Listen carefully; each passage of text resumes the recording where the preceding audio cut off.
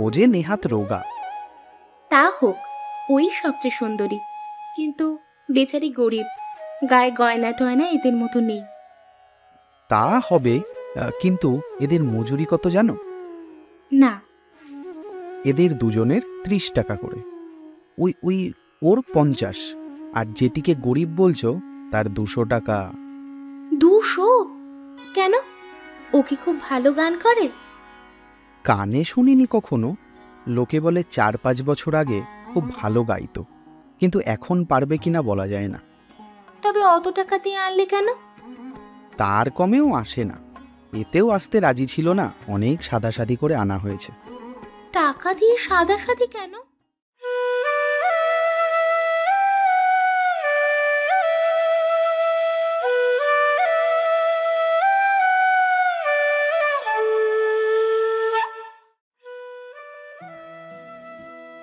নমস্কার শ্রোতা বন্ধুরা, বাংলার গল্পগাথায় আপনাদের স্বাগত জানাই।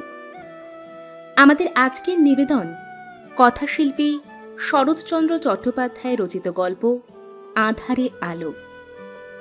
একটি ত্রিকোণ প্রেমের সম্পর্ককে কেন্দ্র করে নির্মিত গল্পটির প্রথম প্রকাশ ভারতবর্ষ পত্রিকার মাঘ 1321 সংখ্যায়। 1922 খ্রিস্টাব্দে এটি শিশির কুমার ভাদুরী ও নরেশ মিত্রের যুগ্ম পরিচালনায় একটি নির্বাক বাংলা চলচ্চিত্র হিসাবে মুক্তি পায়। এটি কলকাতা তাজমহল ফিল্মস প্রযোজিত প্রথম বাংলা চলচ্চিত্র। পরবর্তীতে এই গল্পটি আবার 1957 সালে হরিদাস ভট্টাচার্যের পরিচালনায় শ্রীমতী পিকচার্সের প্রযোজনায় টকি বা সবাক চলচ্চিত্রায়িত হয়।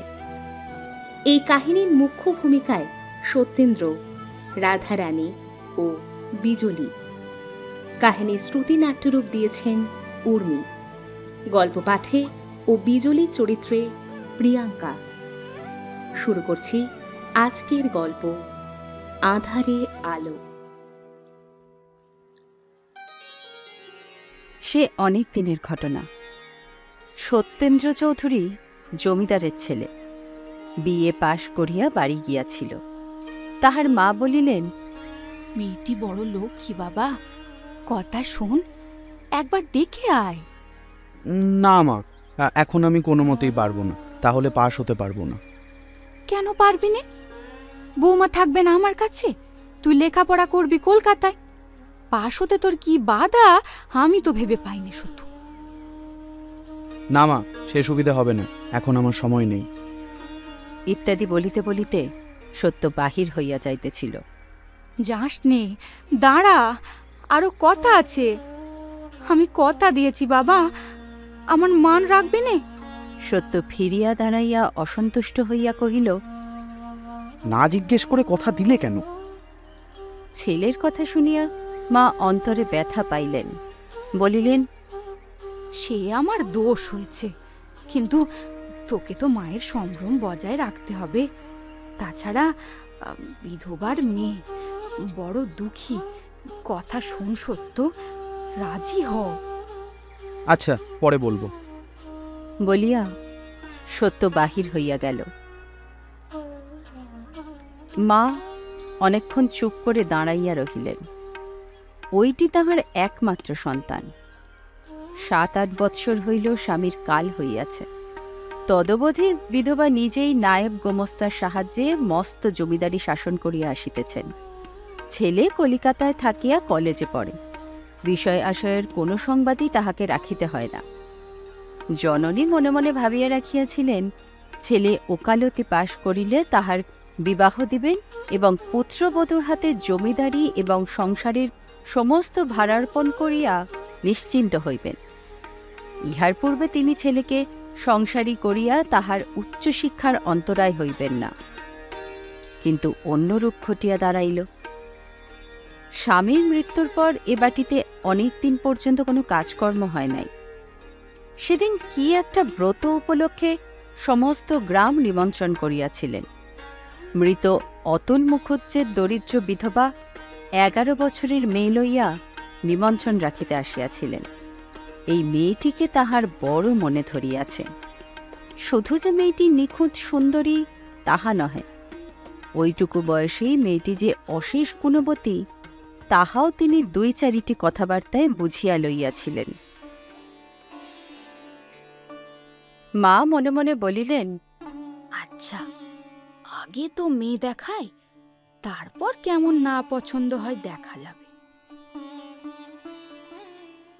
পরদিন অপরাহ্নবেলায় সত্য খাবার খাইতে মায়ের ঘরে ঢুকিয়াই স্তব্ধ হইয়া দাঁড়াইল। তাহার খাবারের জায়গার ঠিক সম্মুখে আসন পাতিয়া বৈকুণ্ঠে লক্ষ্মী ঠাকুরুনটিকে হিরে মুক্তায় সাজাইয়া বসাইয়া রাখিয়াছে। মা ঘরে ঢুকিয়া বলিলেন, খেতে বস। এখানে কেন? আর কোথাও আমার খাবার দাও। তুই তো আর সত্যি বিয়ে করতে যাচ্ছিস নে? ওই এক ফোঁটা মেয়ের সামনে তোর লজ্জা কি? আমি কাউকে লজ্জা করিনি। বলিয়া সত্য পেঁচার মতো মুখ করিয়া সুমুখের আসনে বসিয়া পড়িল। মা চলিয়া গেলেন। মিনিট 2-এর মধ্যে সে খাবারগুলো কোনো মতে নাকে মুখে গুঁজিয়া উঠিয়া গেল। বাহিরের ঘরে ঢুকিয়া দেখিল ইতিমধ্যে বন্ধুরা জুটিয়াছে এবং পাশার ছক পাতা হইয়াছে। সে প্রথমেই দৃঢ় আপত্তি প্রকাশ করিয়া কহিল, না না, আজ আমি কিছুতেই বসতে পারবো না, আমার ভারী মাথা ধরেছে।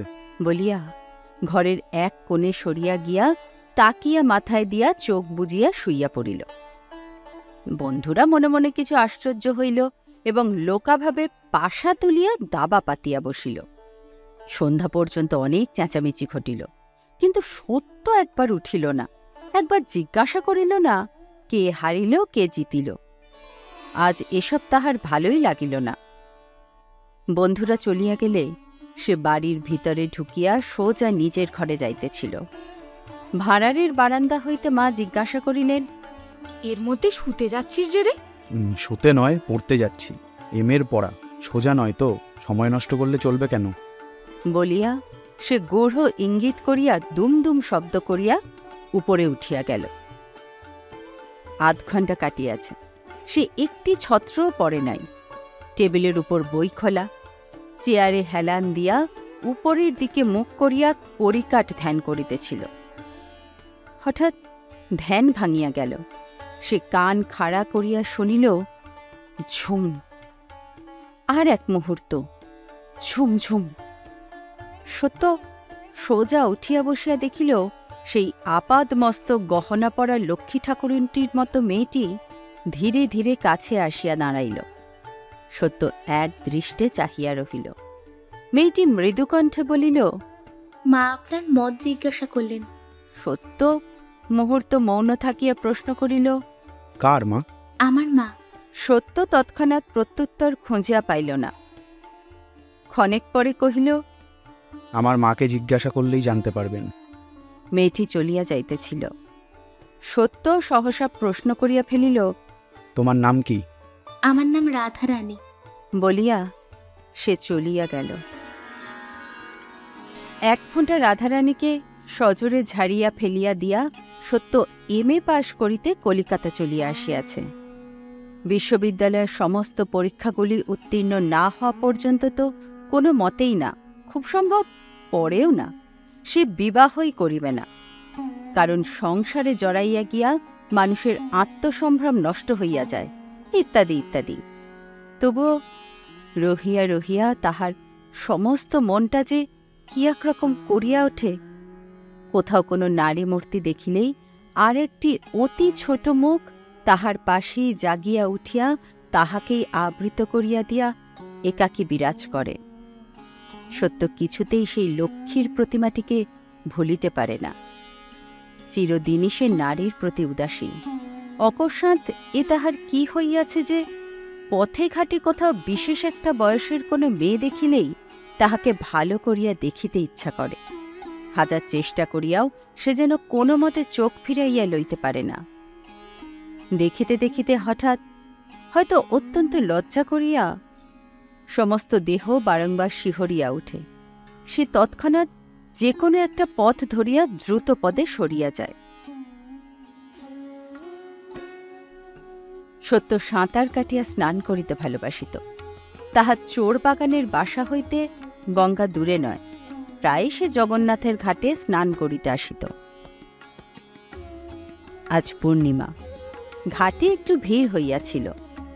গঙ্গায় আসিলে সে যে উৎকলী ব্রাহ্মণের কাছে শুষ্ক বস্ত্র জিম্মা রাখিয়া জলে নামিত, তাহারই উদ্দেশ্যে আসিতে গিয়া এক স্থানে বাধা পাইয়া স্থির হইয়া দেখিল 4-5 জন লোক একদিকে চাহিয়া আছে। সত্য তাহাদের দৃষ্টি অনুসরণ করিয়া দেখিতে গিয়া বিস্ময় স্তব্ধ হইয়া দাঁড়াইল। তাহার মনে হইল একসঙ্গে এত রূপ সে আর কখনো নারী দেহে দেখে নাই। মেয়েটির বয়স 18-19-এর বেশি নয়। পরনে সাদা সিধা কালো পেরে ধুতি, দেহ সম্পূর্ণ অলঙ্কার বর্জিত। হাঁটু গাড়িয়া বসিয়া কপালে চন্দনের ছাপ লইতেছে এবং তাহারই পরিচিত পাণ্ডা এক মনে সুন্দরীর কপালে নাকে আঁক কাটিয়া দিতেছে। সত্য কাছে আসিয়া দাঁড়াইল। পাণ্ডা সত্যর কাছে যথেষ্ট প্রণামী পাইত, তাই রূপসীর চাঁদমুখের খাতির ত্যাগ করিয়া হাতের ছাঁচ ফেলিয়া দিয়া বড়বাবু শুষ্ক বস্ত্রের জন্য হাত বাড়াইল। দুজনের চোখাচোখি হইল। সত্য তাড়াতাড়ি কাপড়খানা পাণ্ডার হাতে দিয়া দ্রুত পদে সিঁড়ি বাহিয়া জলে নামিয়া গেল। আজ তাহার সাঁতার কাটা হইল না। কোনো মতে স্নান সারিয়া লইয়া যখন সে বস্ত্র পরিবর্তনের জন্য উপরে উঠিল, তখন সেই অসামান্যা রূপসী চলিয়া গিয়াছে। সেদিন সমস্ত দিন ধরিয়া তাহার মন গঙ্গা গঙ্গা করিতে লাগিল এবং পরদিন ভালো করিয়া সকাল না হইতেই মা গঙ্গা এমনই সজোরে টান দিলেন যে সে বিলম্ব না করিয়া আলনা হইতে একখানি বস্ত্র টানিয়া লইয়া গঙ্গা যাত্রা করিল। ঘাটে আসিয়া দেখিল অপরিচিতা রূপসী এইমাত্র স্নান সারিয়া উপরে উঠিতেছেন। সত্য নিজেও যখন স্নানান্তে পাণ্ডার কাছে আসিল, তখন পূর্বদিনের মতো আজিও তিনি ললাট চিত্রিত করিতেছিলেন। আজিও চারিচক্ষু মিলিল, আজিও তাহার সর্বাঙ্গে বিদ্যুৎ বহিয়া গেল। সে কোনো মতে কাপড় ছাড়িয়া দ্রুতপদে প্রস্থান করিল। রমণী যে প্রত্যহ অতি প্রত্যুষে গঙ্গা স্নান করিতে আসে, সত্য তাহা বুঝিয়া লইয়াছিল। এতদিন যে উভয়ের সাক্ষাৎ ঘটে নাই, তাহার একমাত্র হেতু পূর্বে সত্য নিজে কতকটা বেলা করিয়াই স্নানে আসিত। জাহ্নবী তটে উপর্যুপরি আজ 7 দিন উভয়ের চারিচক্ষু মিলিয়াছে, কিন্তু মুখের কথা হয় নাই। বোধ করি তার প্রয়োজন ছিল না, কারণ যেখানে চাহনিতে কথা হয় সেখানে মুখের কথাকে মুখ হইয়া থাকিতে হয়। এই অপরিচিতা রূপসী যেই হন, তিনি যে চোখ দিয়া কথা কহিতে শিক্ষা করিয়াছেন এবং সে বিদ্যায় পারদর্শী, সত্যর অন্তর্যামী তাহা নিভৃত অন্তরের মধ্যে অনুভব করিতে পারিয়াছিল। সেদিন স্নান করিয়া সে কতকটা অন্যমনস্কের মতো বাসায় ফিরিতেছিল। হঠাৎ তাহার কানে গেল, একবার শুনুন। মুখ তুলিয়া দেখিল রেলওয়ে লাইনে ওপারে সেই রমণী দাঁড়াইয়া আছেন। তাহার বাম কক্ষে জলপূর্ণ ক্ষুদ্র পিতলের কলস, দক্ষিণ হস্তে সিক্ত বস্ত্র। মাথা নাড়িয়া ইঙ্গিতে আহ্বান করিলেন। সত্য এদিক ওদিক চাহিয়া কাছে গিয়া দাঁড়াইল। তিনি উৎসুক চক্ষে চাহিয়া মৃদু কণ্ঠে বলিলেন, আমার ঝি আজ আসেনি, দয়া করে একটু যদি এগিয়ে দেন তো বড় ভালো হয়। অন্যদিন তিনি দাসী সঙ্গে করিয়া আসেন, আজ একা। সত্যের মনের মধ্যে দ্বিধা জাগিল। কাজটা ভালো নয় বলিয়া একবার মনেও হইল, কিন্তু সে না বলিতেও পারিল না। রমণী তাহার মনের ভাব অনুমান করিয়া একটু হাসিলেন। এ হাসি যাহারা হাসিতে জানে, সংসারে তাহাদের অপ্রাপ্য কিছুই নাই। সত্য তৎক্ষণাৎ চলুন বলিয়া উহার অনুসরণ করিল। 2-4 পা অগ্রসর হইয়া রমণী আবার কথা কহিলেন, ঝির অসুখ, সে আসতে পারলে না, কিন্তু আমিও গঙ্গা স্নান না করে থাকতে পারি নে। আপনারা দেখছি এ বদ অভ্যাস আছে। আগে হ্যাঁ, আমিও প্রায় গঙ্গা স্নান করি। এখানে কোথায় আপনি থাকেন? চোরবাগানে আমার বাসা। আমাদের বাড়ি জোড়াসাঁকোয়। আপনি আমাকে পাথরে ঘাটের মোড় পর্যন্ত এগিয়ে দিয়ে বড় রাস্তা হয়ে যাবেন। তাই যাব। বহুক্ষণ আর কোনো কথাবার্তা হইল না। চিতপুর রাস্তায় আসিয়া রমণী ফিরিয়া দাঁড়াইয়া আবার সেই হাসি হাসিয়া বলিলেন, কাছেই আমাদের বাড়ি, এবার যেতে পারব, নমস্কার। নমস্কার বলিয়া সত্য ঘাড় গুঁজিয়া তাড়াতাড়ি চলিয়া গেল। সেদিন সমস্ত দিন ধরিয়া তাহার বুকের মধ্যে যে কি করিতে লাগিল, যৌবনে পঞ্চস্বরের প্রথম পুষ্পবাণের আঘাত যাহাকে সহিতে হইয়াছে, শুধু তাহারই মনে পড়িবে, শুধু তিনি বুঝিবেন সেদিন কি হইয়াছিল। সবাই বুঝিবেন না। কি উন্মাদ নেশায় মাতিলে জল, স্থল, আকাশ, বাতাস সব রাঙা দেখায়। সমস্ত চৈতন্য কি করিয়া চেতনা হারাইয়া একখণ্ড প্রাণহীন চুম্বক শলাকার মতো শুধু সেই একদিকে ঝুঁকিয়া পড়িবার জন্যই অনুক্ষণ উন্মুক্ত হইয়া থাকে। পরদিন সকালে সত্য জাগিয়া উঠিয়া দেখিল রোদ উঠিয়াছে। একটা ব্যথার তরঙ্গ তাহার কণ্ঠ পর্যন্ত আলোড়িত করিয়া গড়াইয়া গেল। সে নিশ্চিত বুঝিল আজিকার দিনটা একেবারে ব্যর্থ হইয়া গিয়াছে। চাকরটা সুমুখ দিয়া যাইতেছিল, তাহাকে ভয়ানক ধমক দিয়া কহিল, হারামজাদা, এত বেলা হয়েছে তুলে দিতে পারিসনি? যা, তোর 1 টাকা জরিমানা। সে বেচারা হতবুদ্ধি হইয়া চাহিয়া রহিল। সত্য দ্বিতীয় বস্ত্র না লইয়া রুষ্ট মুখে বাসা হইতে বাহির হইয়া গেল। পথে আসিয়া গাড়ি ভাড়া করিল এবং গাড়োয়ানকে পাথুরে ঘাটের ভিতর দিয়া হাঁকাইতে হুকুম করিয়া রাস্তার 2 দিকেই প্রাণপণে চোখ পাতিয়া রহিল। কিন্তু গঙ্গায় আসিয়া ঘাটের দিকে চাহিতেই তাহার সমস্ত ক্ষোভ যেন জুড়াইয়া গেল। বরঞ্চ মনে হইল যেন অকস্মাৎ পথের উপরে নিক্ষিপ্ত একটা অমূল্য রত্ন কুড়াইয়া পাইল। গাড়ি হইতে নামিতেই তিনি মৃদু হাসিয়া নিতান্ত পরিচিতর মতো বলিলেন, এত দেরি যে? আমি 8 ঘণ্টা দাঁড়িয়ে আছি, শিগগির নিয়ে নিন, আজও আমার ঝি আসেনি। 1 মিনিট সবুর করুন। বলিয়া সত্য দ্রুত পদে জলে গিয়া নামিল। সাঁতার কাটা তাহার কোথায় গেল? সে কোনো মতে গোটা 2-3 ডুব দিয়া ফিরিয়া আসিয়া কহিল, আমার গাড়ি গেল কোথায়? আমি তাকে ভাড়া দিয়ে বিদেয় করেছি। আপনি ভাড়া দিলেন? দিলামই বা, চলুন। বলিয়া আর একবার ভুবনমোহন হাসি হাসিয়া অগ্রবর্তিনী হইলেন। সত্য একেবারেই মরিয়াছিল। না হইলে যত নিরীহ, যত অনভিজ্ঞই হোক, একবারও সন্দেহ হইত এসব কি। পথে চলিতে চলিতে রমণী কহিলেন, কোথায় বাসা বললে? চোরবাগানে? হ্যাঁ। সেখানে কি কেবল চোরেরাই থাকে? কেন? আপনি তো চোরের রাজা। বলিয়া রমণী ঈষৎ ঘাড় বাঁকাইয়া কটাক্ষে হাসিয়া আবার নির্বাক মরাল গমনে চলিতে লাগিলেন। আজ কক্ষের ঘট অপেক্ষাকৃত বৃহৎ ছিল। ভিতরে গঙ্গাজল ছলাৎছল ছলাৎছল শব্দে, অর্থাৎ ওরে মুগ্ধ, ওরে অন্ধ যুবক, সাবধান, এ ছলনা, এসব ফাঁকি বলিয়া উছলিয়া উছলিয়া একবার ব্যঙ্গ, একবার তিরস্কার করিতে লাগিল। মোড়ের কাছাকাছি আসিয়া সত্য সসংকোচে কহিল, গাড়ি ভাড়াটা? রমণী ফিরিয়া দাঁড়াইয়া অস্ফুট মৃদুকণ্ঠে জবাব দিল, সে তো আপনার দেওয়াই হয়েছে। সত্য ইঙ্গিত না বুঝিতে পারিয়া প্রশ্ন করিল, আমার দেওয়া কি করে? আমার আর আছে কি যে দেব? যা ছিল সমস্তই তো তুমি চুরি ডাকাতি করে নিয়েছ। বলিয়াই সে চকিতে মুখ ফিরাইয়া বোধ করি উচ্ছ্বসিত হাসির বেগ জোর করিয়া রোধ করিতে লাগিল।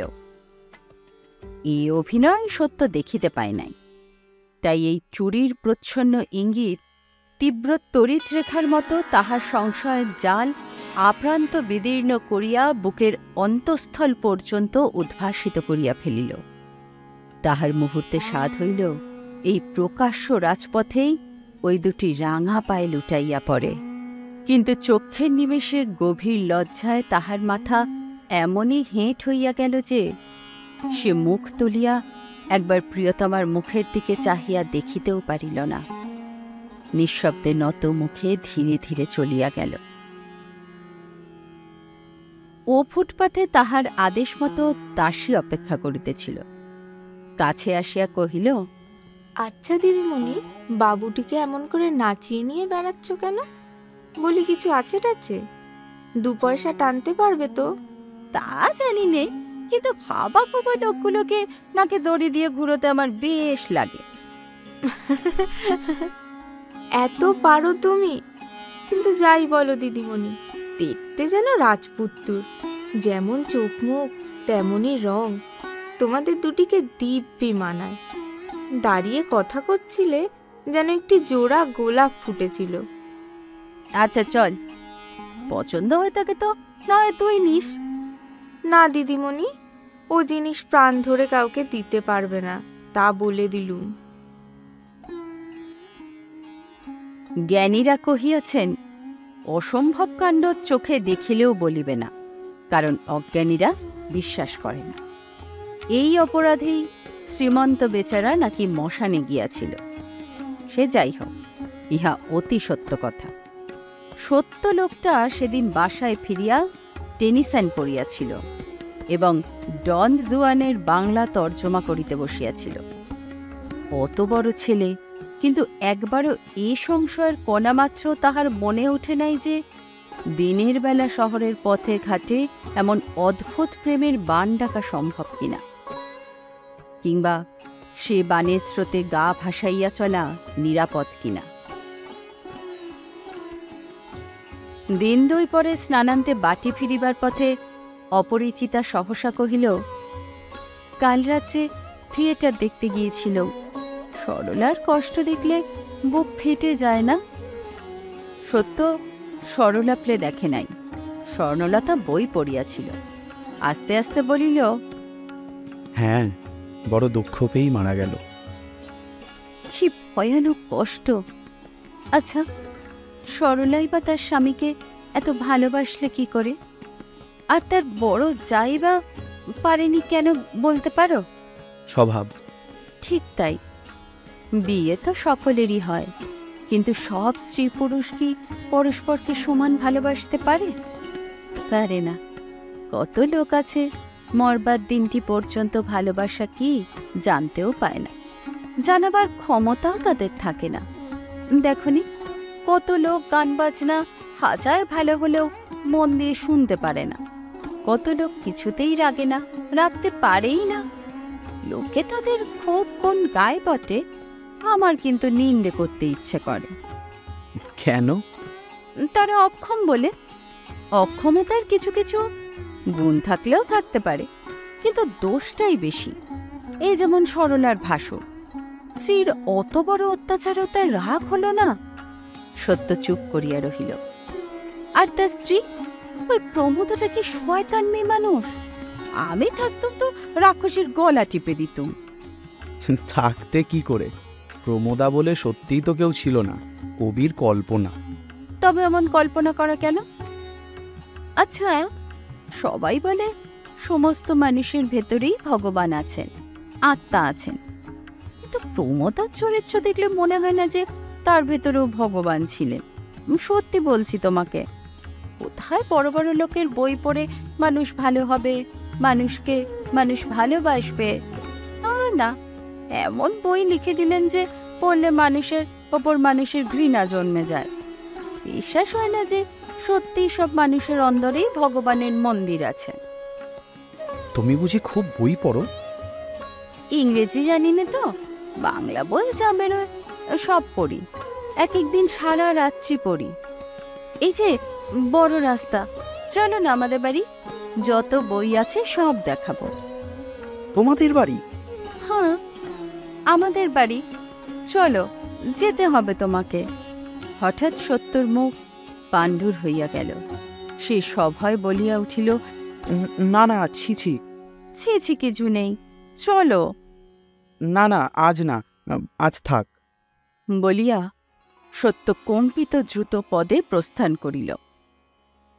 আজ তাহার এই অপরিচিতা প্রেমাস্পদার উদ্দেশ্যে গভীর শ্রদ্ধার ভারে তাহার হৃদয় অবনত হইয়া রহিল। সকালবেলা স্নান করিয়া সত্য ধীরে ধীরে বাসায় ফিরিতেছিল। তাহার দৃষ্টি ক্লান্ত, সজল, চোখের পাতা তখনও আর্দ্র। আজ 4 দিন গত হইয়াছে। সেই অপরিচিতা প্রিয়তমাকে সে দেখিতে পায় নাই, আর তিনি গঙ্গা স্নানে আসেন না। আকাশ পাতাল কত কি যে এই কয়দিন সে ভাবিয়াছে, তাহার সীমা নাই।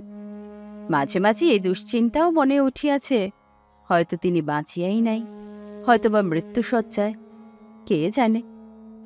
সেই গলিটা জানে বটে, কিন্তু আর কিছু চেনে না। কাহার বাড়ি, কোথায় বাড়ি, কিছুই জানে না। মনে করিলে অনুশোচনায় আত্মগ্লানিতে হৃদয় দগ্ধ হইয়া যায়। কেন সে সেদিন যায় নাই? কেন সেই স্বনির্বন্ধ অনুরোধ উপেক্ষা করিয়াছিল? সে যথার্থই ভালোবাসিয়াছিল।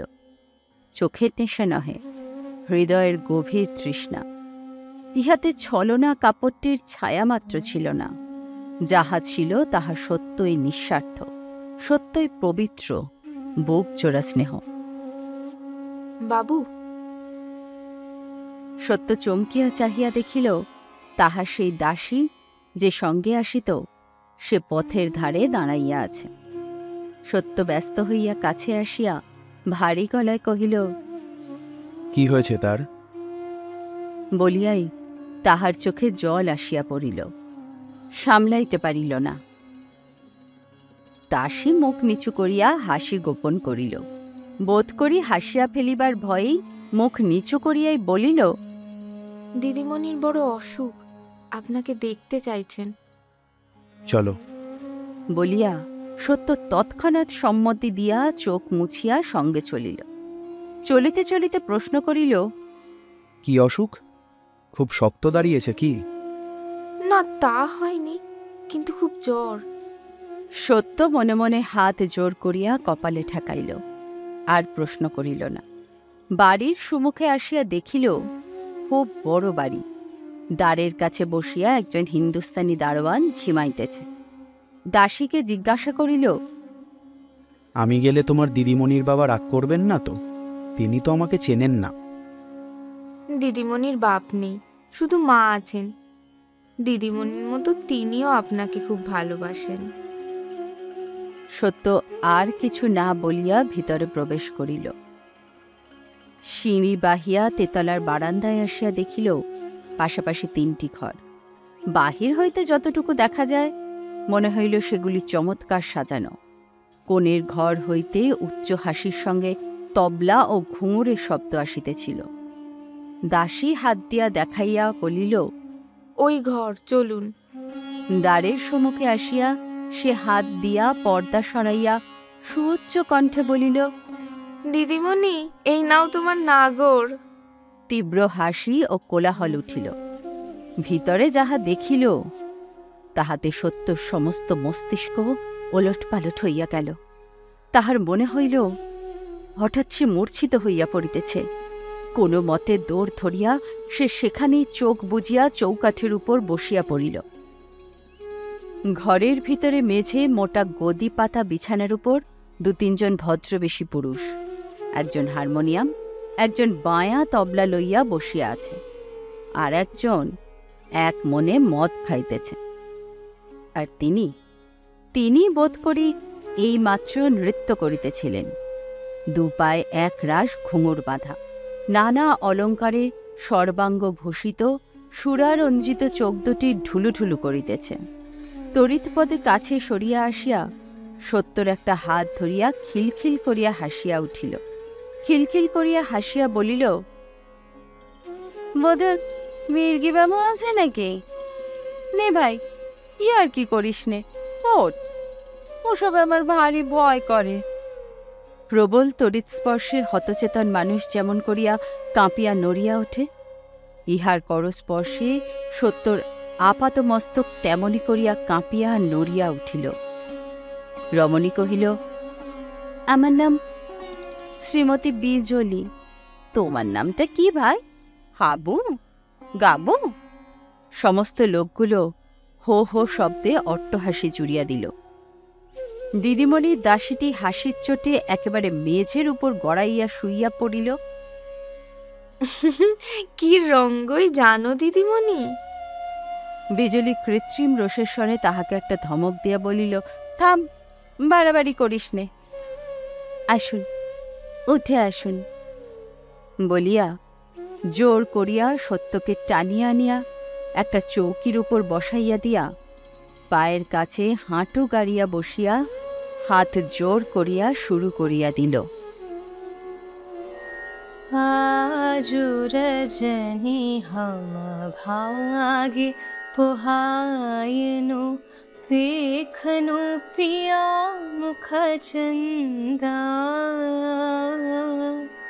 आज रजनी हम भागे पोहायनु देखनु पिया मुख चंदा। जीवन जोबन सफल करी माननु दस दिस भेल निरदंदा। आजु रजनी हम भागे पोहायनु देखनु पिया मुख चंदा। যে লোকটা মদ খাইতেছিল উঠিয়া আসিয়া পায়ের কাছে গড় হইয়া প্রণাম করিল। তাহার নেশা হইয়াছিল, কাঁদিয়া ফেলিয়া বলিল, ঠাকুর মশাই, বড় পাতকি আমি, একটু পদরেণু। অদৃষ্টের বিড়ম্বনায় আজ সত্য স্নান করিয়া একখানা গরদের কাপড় পরিয়াছিল। যে লোকটা হারমোনিয়াম বাজাইতেছিল তাহার কতকটা কাণ্ডজ্ঞান ছিল। সে সহানুভূতির স্বরে কহিল, কেন বেচারাকে মিছিমিছি সং সাজাচ্ছ? বাহ, মিছামিছি কিসে? ও সত্যিকারের সং বলেই তো এমন আমোদের দিনে ঘরে এনে তোমাদের তামাশা দেখাচ্ছি। আচ্ছা, মাথা খাস গাবু, সত্যি বলতো ভাই, কি আমাকে তুই কি ভেবেছিলি? নিত্য গঙ্গা স্নানে যাই, কাজেই ব্রাহ্মণ নই, মুসলমান খ্রিস্টানও নই, হিঁদুর ঘরে এত বড় ধারী মেয়ে, হয় সধবা নয় বিধবা। কি মতলবে চুটিয়ে পিরিত করছিলে বলতো? বিয়ে করবি বলে না বলিনি লম্বা দিবি বলে? ভারী একটা হাসি উঠিল। তারপর সকলে মিলিয়া কত কথাই বলিতে লাগিল। সত্য একটিবার মুখ তুলিল না, একটা কথার জবাব দিল না। সে মনে মনে কি ভাবিতেছিল তাহা বলিবই বা কি করিয়া, আর বলিলে বুঝিবেই বা কে? থাক সে। বিজলি সহসা চকিত হইয়া উঠিয়া দাঁড়াইয়া বলিল, বাহ, বেশ তো আমি। যা খেমা, শিগগির যা, বাবুর খাবার নিয়ে আয়, স্নান করে এসেছেন।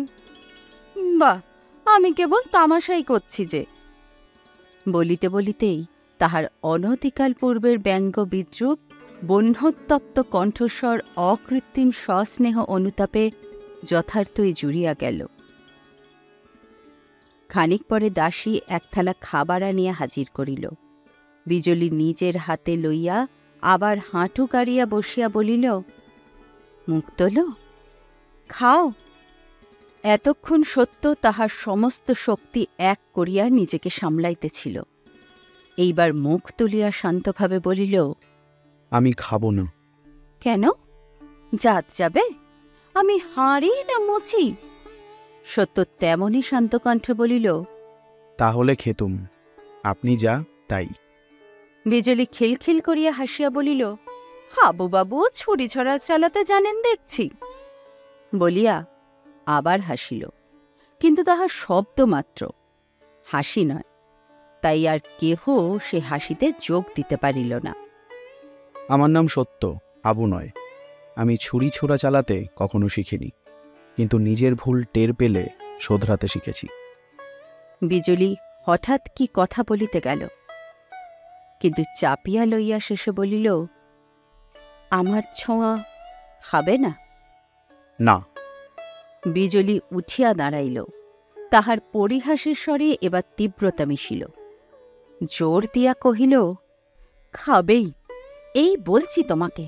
আজ না হয় কাল, না হয় দুদিন পরে খাবেই তুমি। দেখুন, ভুল সকলেরই হয়। আমার ভুল যে কত বড় তা সবাই টের পেয়েছে, কিন্তু আপনারও ভুল হচ্ছে। আজ নয়, আগামী জন্মেও নয়, কোনো কালেই আপনার ছোঁয়া খাবো না। অনুমতি করুন, আমি যাই।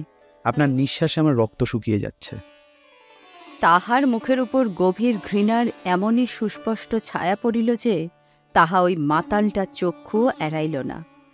সে মাথা নাড়িয়া কহিল, বিজলি বিবি, অরসিকেশ রসস্য নিবেদনম। যেতে দাও, যেতে দাও। সকালবেলার আমোদটাইও মাটি করে দিলে। বিজলি জবাব দিল না। স্তম্ভিত হইয়া সত্যর মুখপানে চাহিয়া দাঁড়াইয়া রহিল। যথার্থই তাহার ভয়ানক ভুল হইয়াছিল। সে তো কল্পনাও করে নাই এমনই মুখচোরা শান্ত লোক এমন করিয়া বলিতে পারে। সত্য আসন ছাড়িয়া উঠিয়া দাঁড়াইল। বিজলি মৃদুস্বরে কহিল, আর একটু বসো। মাতাল শুনিতে পাইয়া চেঁচাইয়া উঠিল, প্রথম চোটে একটু জোর খেলবে। যেতে দাও, যেতে দাও। সুতো ছাড়ো, সুতো ছাড়ো। সত্য ঘরের বাহিরে আসিয়া পড়িল। বিজলি পিছনে আসিয়া পথ রোধ করিয়া চুপি চুপি বলিল, ওরা দেখতে পাবে তাই, নইলে হাত জোর করে বলতুম আমার বড় অপরাধ হয়েছে। সত্য অন্যদিকে মুখ করিয়া চুপ করিয়া রহিল। সে পুনর্বার কহিল, এই পাশের ঘরটা আমার পড়ার ঘর, একবার দেখবে না? একটিবার এসো, মাপ চাচ্ছি। না। বলিয়া সত্য সিঁড়ির অভিমুখে অগ্রসর হইল। বিজলি পিছনে পিছনে চলিতে চলিতে কহিল, কাল দেখা হবে? না। আর কি কখনো দেখা হবে না? না। কান্নায় বিজলির কণ্ঠ রুদ্ধ হইয়া আসিল।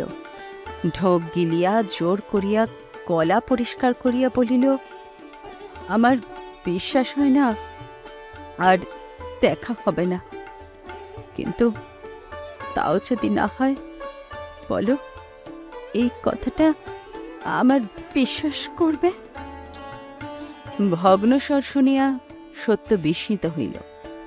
কিন্তু এই 15-16 দিন ধরিয়া যে অভিনয় সে দেখিয়াছে তাহার কাছে তো ইহা কিছুই নয়। তথাপি সে মুখ ফিরাইয়া দাঁড়াইল। সে মুখের রেখায় রেখায় সুদৃঢ় অপ্রত্যয় পাঠ করিয়া বিজলির বুক ভাঙিয়া গেল। কিন্তু সে করিবে কি? হায় হায়, প্রত্যয় করাইবার সমস্ত উপায়ে যে সে আবর্জনার মতো স্বহস্তে ঝাঁট দিয়া ফেলিয়া দিয়াছে। সত্য প্রশ্ন করিল, কি বিশ্বাস করব? বিজলির ওষ্ঠাধার কাঁপিয়া উঠিল, কিন্তু স্বর ফুটিল না। অশ্রু ভারাক্রান্ত দুই চোখ মুহূর্তের জন্য তুলিয়াই অবনত করিল। সত্য তাহাও দেখিল, কিন্তু অশ্রুর কি নকল নাই? বিজলি মুখ না তুলিয়াই বুঝিল সত্য অপেক্ষা করিয়া আছে। কিন্তু সেই কথাটা যে মুখ দিয়া সে কিছুতেই বাহির করিতে পারিতেছে না, যাহা বাহিরে আসিবার জন্য তাহার বুকের পাঁজরগুলো ভাঙিয়া গুড়াইয়া দিতেছে। সে ভালোবাসিয়াছে। সে ভালোবাসার একটা কণা সার্থক করিবার লোভে সে এই রূপের ভাণ্ডার দেহটাও হয়তো একখণ্ড গলিত বস্ত্রের মতোই ত্যাগ করিতে পারে। কিন্তু কে তাহা বিশ্বাস করিবে? সে যে দাগী আসামি। অপরাধের 100 কোটি চিহ্ন সর্বাঙ্গে মাখিয়া বিচারের সম্মুখে দাঁড়াইয়া আজ কি করিয়া সে মুখে আনিবে? অপরাধ করাই তাহার পেশা বটে। কিন্তু এবার সে নির্দোষ। যতই বিলম্ব হইতে লাগিল ততই সে বুঝিতে পারিল বিচারক তাহার ফাঁসির হুকুম দিতে বসিয়াছে। কিন্তু কি করিয়া সে রোধ করিবে? সত্য অধীর হইয়া উঠিয়াছিল। সে বলিল, চললুম। বিজুলি তবুও মুখ তুলিতে পারিল না। কিন্তু এবার কথা কহিল, বলিল, যাও। কিন্তু যে কথা অপরাধে মগ্ন থেকেও আমি বিশ্বাস করি, সে কথা অবিশ্বাস করে যেন তুমি অপরাধী হয় না। বিশ্বাস করো, সকলের দেহতেই ভগবান বাস করেন এবং আমরণ দেহটাকে তিনি ছেড়ে চলে যান না। সব মন্দিরেই দেবতার পূজা হয় না বটে, তবুও তিনি দেবতা। তাকে দেখে মাথা নোয়াতে না পারো, কিন্তু তাকে মারিয়ে যেতেও পারো না। বলিয়াই পদশব্দে মুখ তুলিয়া দেখিল সত্য ধীরে ধীরে নিঃশব্দে চলিয়া যাইতেছে। স্বভাবের বিরুদ্ধে বিদ্রোহ করা যাইতে পারে, কিন্তু তাহাকে তো উড়াইয়া দেওয়া যায় না। নারী দেহের ওপর শত অত্যাচার চলিতে পারে, কিন্তু নারীত্বকে তো অস্বীকার করা চলে না। বিজলী নর্তকী, তথাপি সে যে নারী। আজীবন সহস্র অপরাধে অপরাধী, তবুও যে এটা তাহার নারী দেহ। ঘণ্টাখানেক পরে যখন সে এ ঘরে ফিরিয়া আসিল, তখন তাহার লাঞ্ছিত অর্থমৃত নারী প্রকৃতি অমৃত স্পর্শে জাগিয়া বসিয়াছে। এই অত্যল্প সময়টুকুর মধ্যে তাহার সমস্ত দেহে যে কি অদ্ভুত পরিবর্তন ঘটিয়াছে, তাহা ওই মাতালটা পর্যন্ত টের পাইল। সেই মুখ ফুটিয়া বলিয়া ফেলিল, কি ভাইজি, চোখের পাতা ভিজেছে। মায়েরি, ছোড়াটা কি এক গুঁয়ে। অমন জিনিসগুলো মুখে দিলে না। দাও দাও, তালাটায় গিয়ে দাও তো। হ্যাঁ, বলিয়া নিজেই টানিয়া গিলিতে লাগিল। তাহার একটি কথাও বিজুলির কানে গেল না। হঠাৎ তাহার নিজের পায়ে নজর পড়ায় পায়ে বাঁধা ঘুঙুরের তোড়া যেন বিছার মতো তাহার দু পা বেরিয়া দাঁত ফুটাইয়া দিল। সে তাড়াতাড়ি সেগুলো খুলিয়া ছড়িয়া ফেলিয়া দিল। খুললে যে? বিজলি মুখ তুলিয়া একটুখানি হাসিয়া বলিল, আর পড়ব না বলে। অর্থাৎ? অর্থাৎ আর না, বাইজি মরেছে। মাতাল সন্দেশ চিবাইতেছিল, কহিল, কি রোগে বাইজি? বাইজি আবার হাসিল।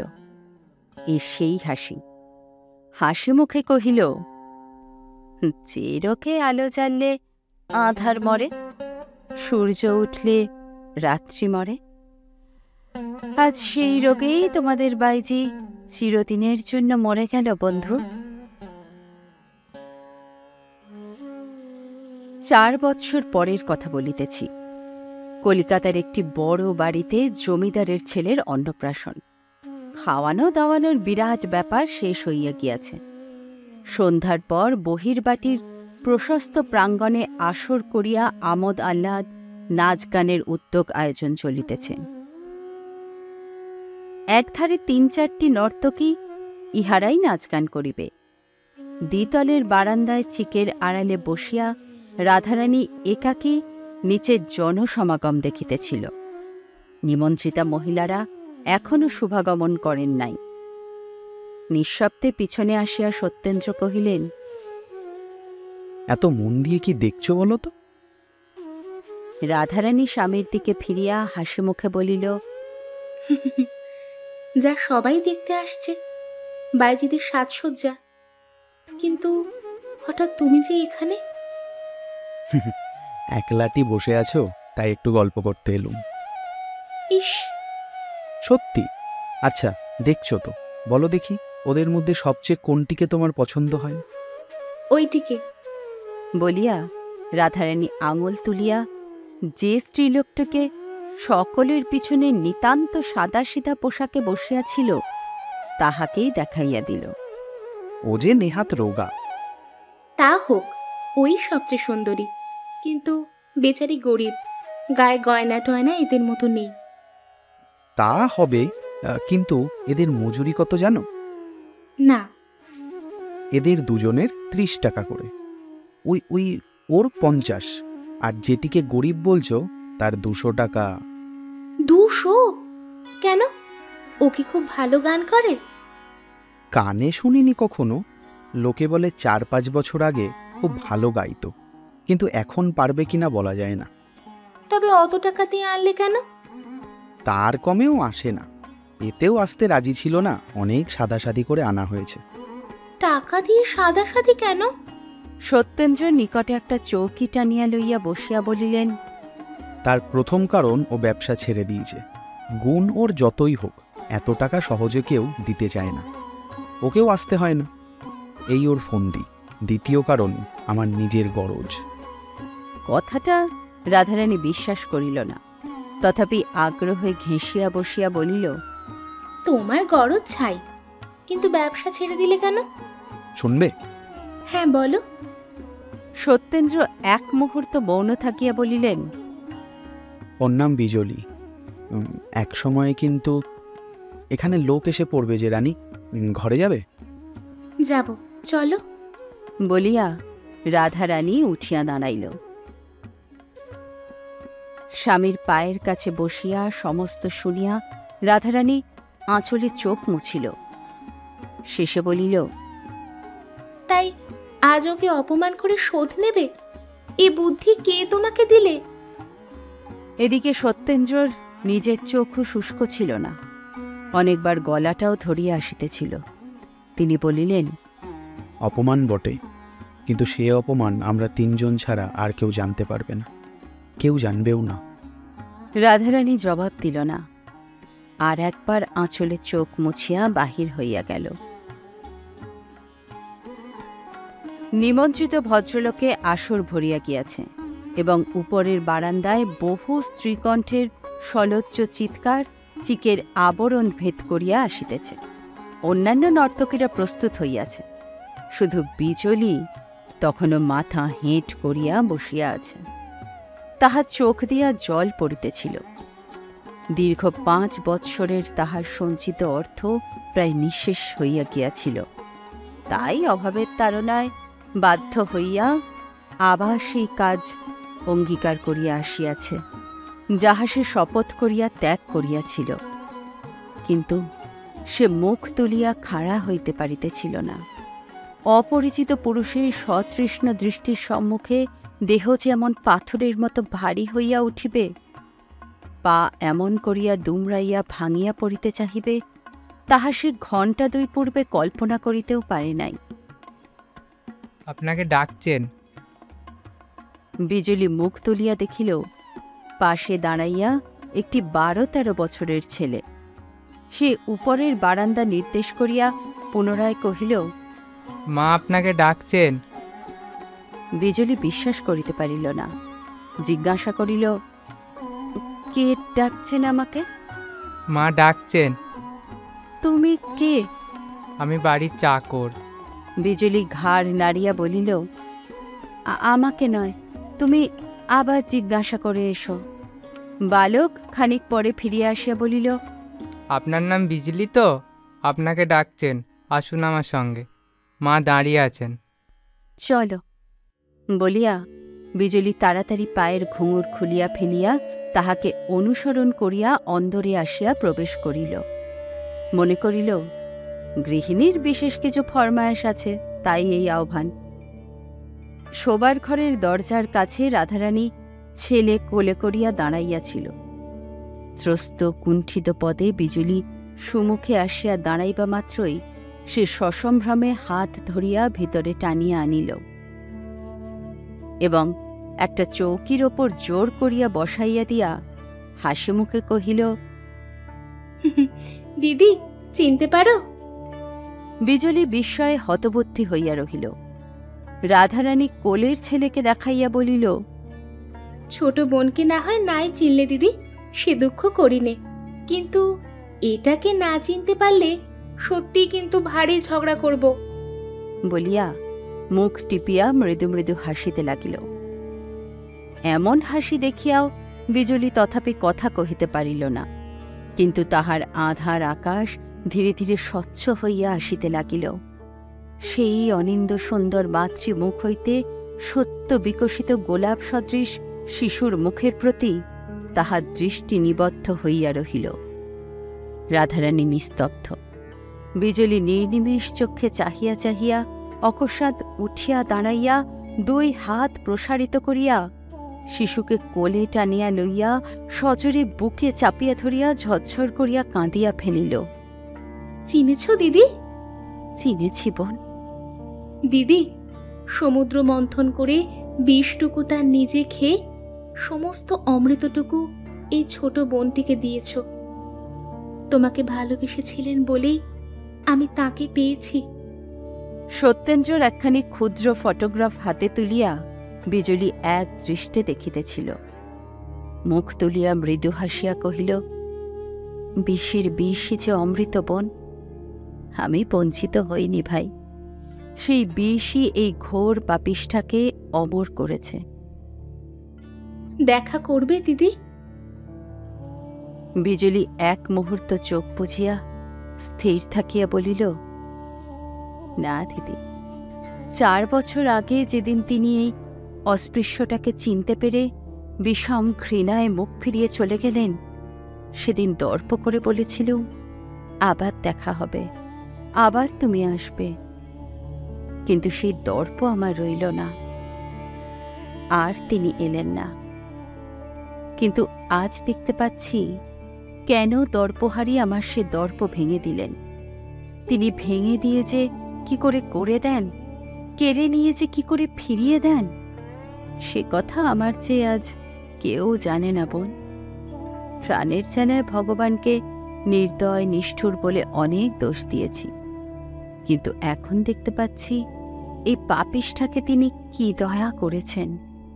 তাকে ফিরিয়ে এনে দিলে আমি যে সব থেকে মাটি হয়ে যেতুম, তাকেও পেতুম না, নিজেকেও হারিয়ে ফেলতুম।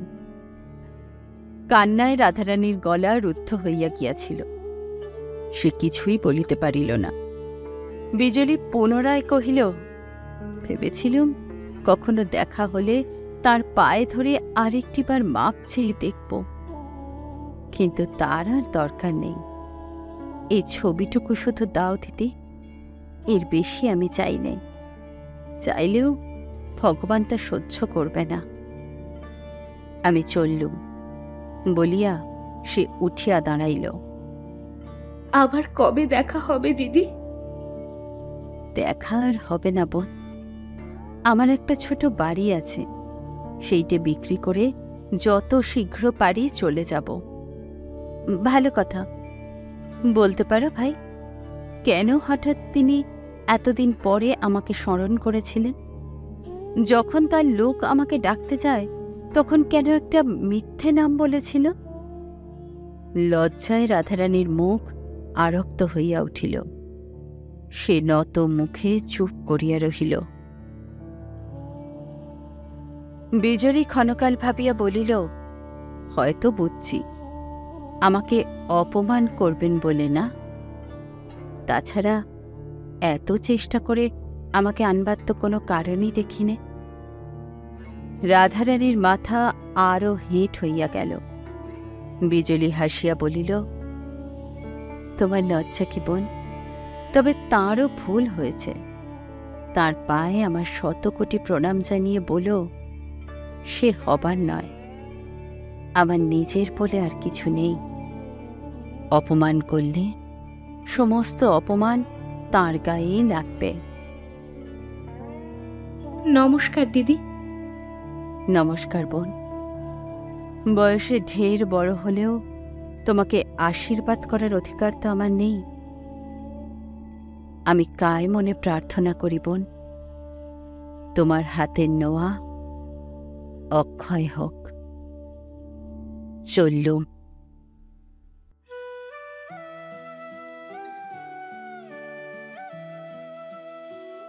শুনছিলেন কথাশিল্পী শরৎচন্দ্র চট্টোপাধ্যায়ের লেখা গল্প আঁধারে আলো। কাহিনী শ্রুতি নাট্যরূপ দিয়েছেন উর্মি। গল্প পাঠে ও বিজলির চরিত্রে প্রিয়াঙ্কা, সত্যেন্দ্র চরিত্রে অর্ঘ্য ও রাধারানীর ভূমিকায় আমি মৌটুসী। অন্যান্য চরিত্রে কাব্যশ্রী, ঋষিতা, বিশ্বজিৎ, প্রীতম, বিশাল। সঙ্গীতে প্রজ্ঞা। শব্দগ্রহণ ও পরিকল্পনায় দেবলীনা। কেমন লাগলো আমাদের আজকের গল্প? কমেন্টে জানান আমাদের। ভালো লাগলে লাইক করুন আর শেয়ার করুন প্রিয় মানুষদের সাথে। আর আপনি যদি আজই প্রথম আমাদের চ্যানেলে গল্প শুনে থাকেন তাহলে সাবস্ক্রাইব করে দেবেন আর পাশের বেল আইকন প্রেস করতে ভুলবেন না কিন্তু। তবেই সবার আগে সব নোটিফিকেশন চলে আসবে আপনার কাছে। আসি বন্ধুরা, ভালো থাকবেন, ভালোবাসায় থাকবেন। আবার আসবো বাংলা সাহিত্যের অন্য কোনো ক্লাসিক নিয়ে।